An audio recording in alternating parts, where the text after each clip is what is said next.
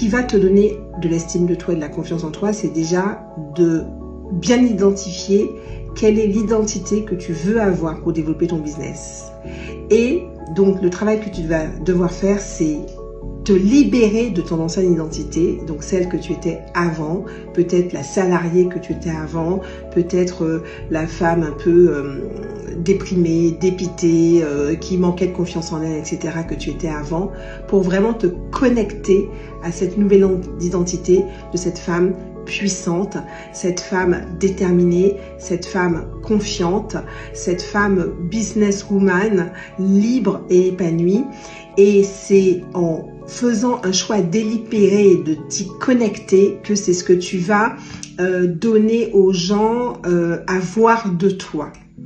Et très souvent, on remet la faute aussi sur les autres en se disant oui, voilà, que les autres ne comprennent pas, que les autres ne se comportent pas comme on le souhaite, que les autres ne nous font pas confiance.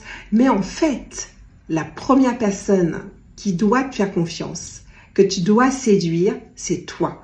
Et très souvent, l'image que tu as de toi, c'est ce qui fait que tu provoques des situations qui sont pas agréables chez les autres.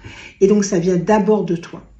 Donc là, arrête. Mon conseil, c'est arrête d'accumuler les formations, les masterclass, penser qu'il faut que tu développes telle et telle compétence. Non. Pourquoi ça sert à rien? C'est que de toute façon, chacune de nous, on a le public qui est adapté au niveau de compétences qu'on a.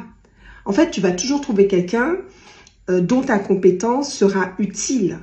Et donc, ça sert à rien d'accumuler les compétences si finalement tu n'arrives déjà pas à vivre correctement du niveau de compétence que tu as. Parce que si tu n'arrives pas à te vendre, entre guillemets, avec le niveau de compétence que tu as aujourd'hui, tu n'arriveras pas plus à te vendre avec un niveau de compétence supérieur. Donc ça, c'est super important de l'intégrer.